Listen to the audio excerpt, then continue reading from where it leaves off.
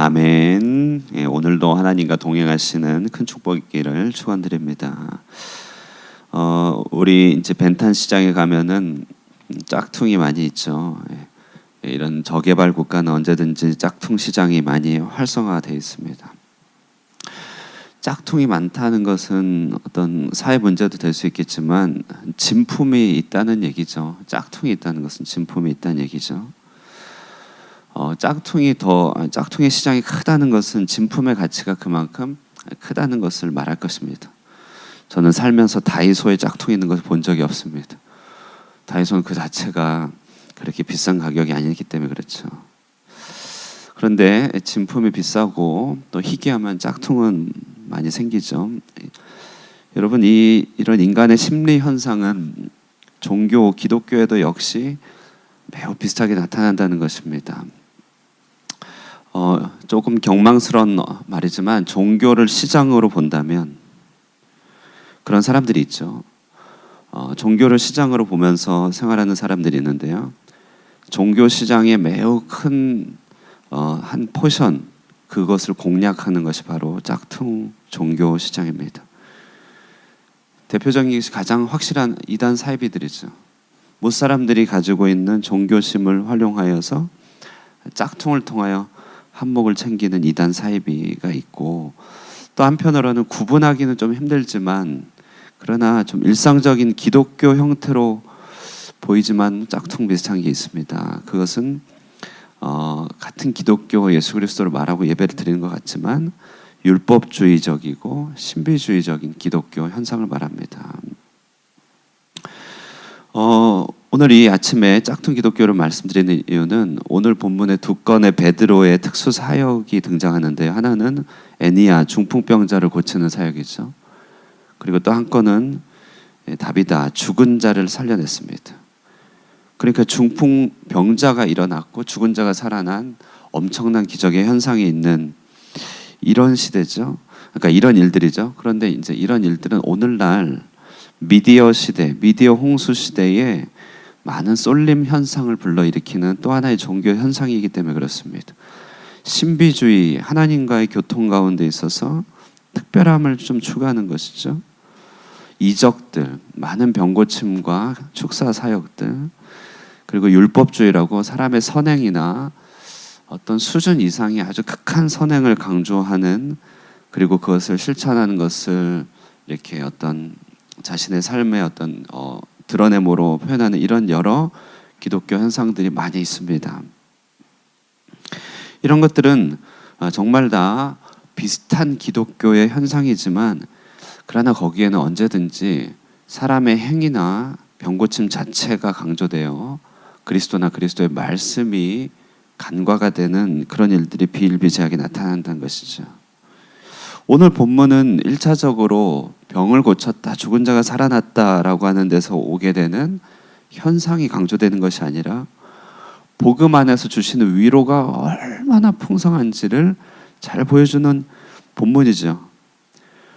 복음 안에 주시는 위로는 죄인 괴수를 향하여 그리스도 안에서 주시는 하나님의 긍휼과 용서가 끝이 없다는 것을 말하죠.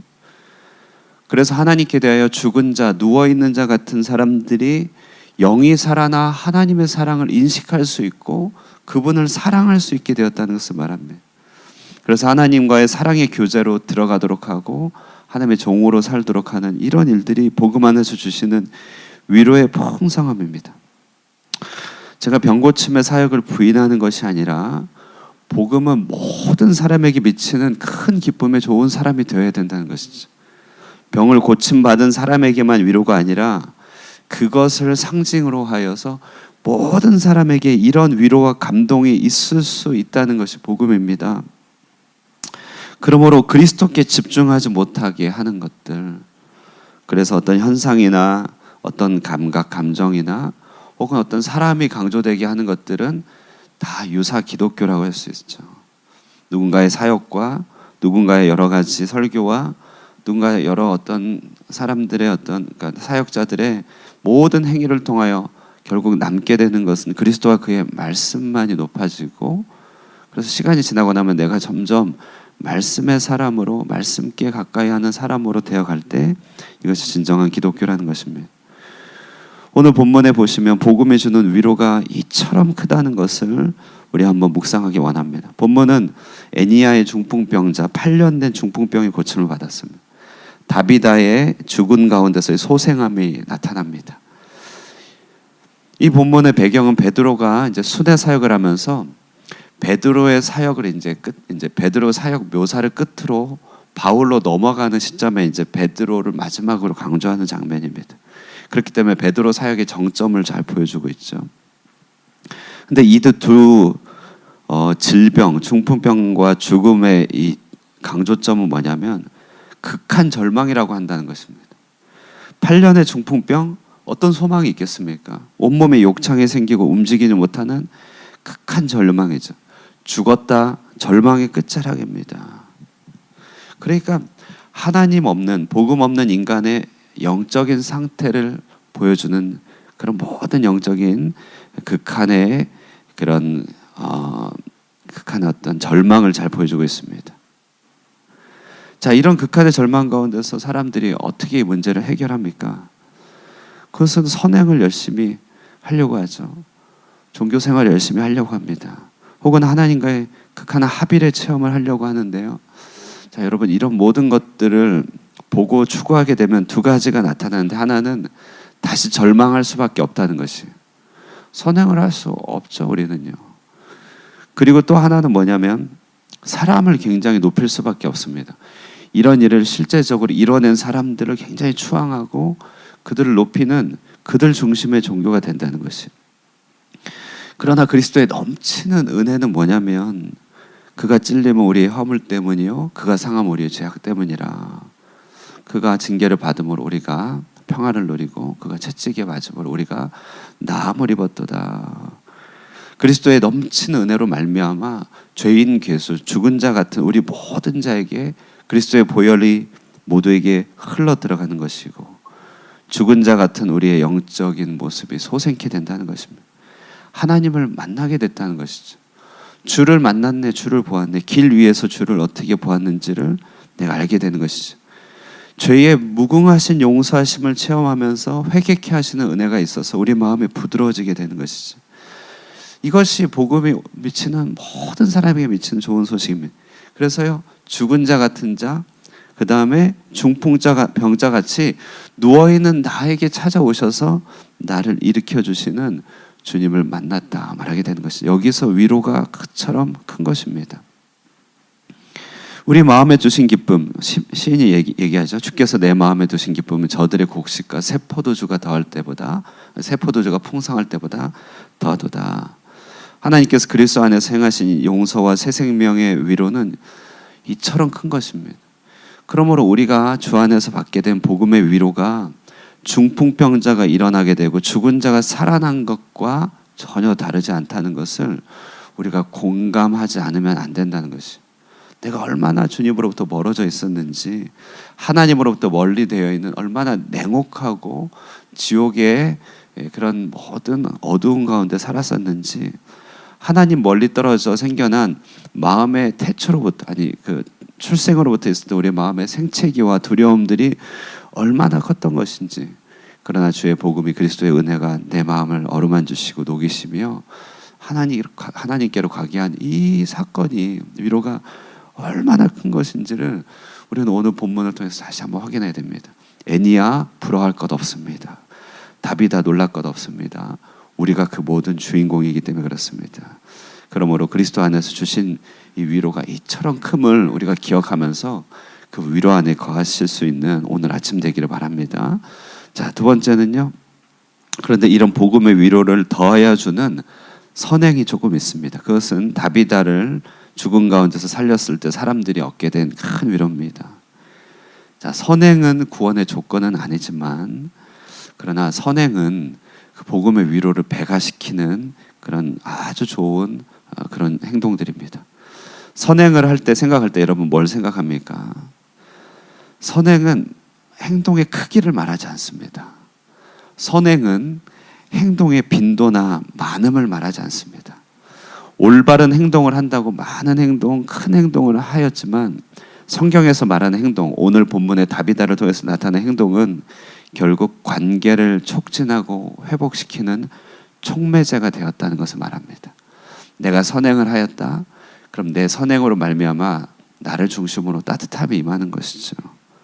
내가 선행을 행했다. 그 크기와 그 빈도를 떠나서 그 행동으로 말미암아 관계의 회복과 마음의 용서함과 위로가 임했다는 것을 말합니다. 이게 선행이죠. 이것이 율법주의적 선행과 다른 복음 안에서의 선행, 하나님께서 받으시는 선행입니다. 왜냐하면 여기서 말한 선행은 진실한 사랑이 전제되어 있기 때문에 그렇습니다. 죄사함의 복음은 곧 죽은 자를 살리는 복음이고 병든 자를 고치는 복음인데요. 선행이라고 한다는 것은 이런 복음이 임하게 됐을 때 훨씬 더 배가 되는 축복이 있다는 것입니다. 선행의 주인공들이 아프게 될 때, 선행의 주인공들이 연약하게 될 때 복음이 주시는 살리는 능력은 그 선행의 주인공을 살릴 뿐만 아니라 그 복음이 온 공동체 안에 얼마나 큰 위로와 선행의 배가 되는 역사로 나타나는지 오늘 본문이 잘 보여주고 있다는 것이죠.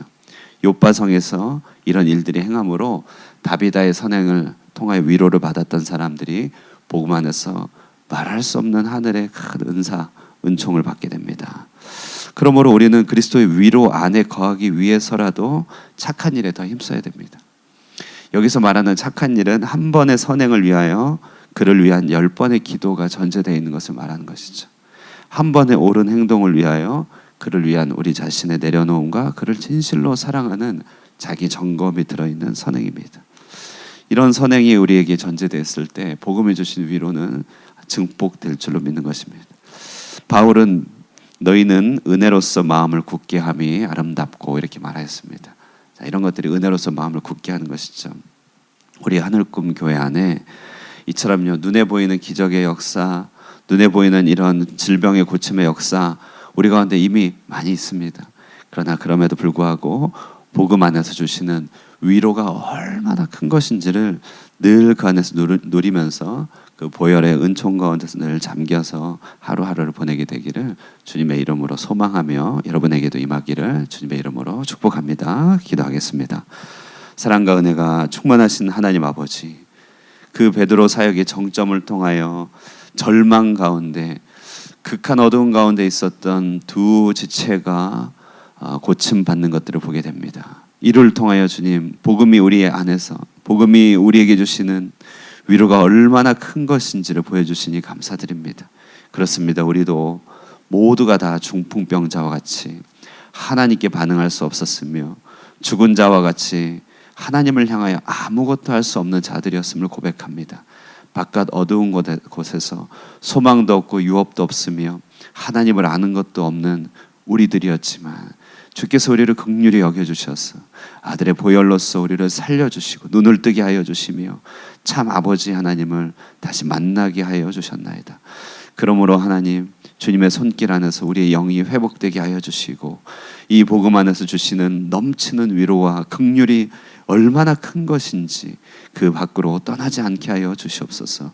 오늘 아침에도 주님 그리스도 안에 주시는 이 위로와 긍휼 가운데 거하게 하여 주시고 기도 가운데 하늘로부터 좀 하나님의 풍성하신 사랑이 임하여서 주님 주시는 위로와 능력 가운데서 하루를 잘 보낼 수 있도록 축복하여 주시옵소서. 교회가 예배당 이전의 과정 가운데 있습니다. 한 걸음 한 걸음 동행하여 주시되 무엇보다도 이전되는 예배당 안에서 또 그 모든 과정을 통하여 복음이 영화롭게 되며 하나님의 화약케 하시는 복음이 선포되게 하여 주시고 그 예수 그리스도의 광명하심과 하나님의 영광을 드러내는 그런 귀한 발걸음이 될 수 있도록 우리 마음과 생각을 주장하여 주시옵소서. 이 아침에 함께하여 주시기를 바라고 예수님의 이름으로 기도드리옵나이다. 아멘. 우리 기도하시고 들어가도록 하겠습니다.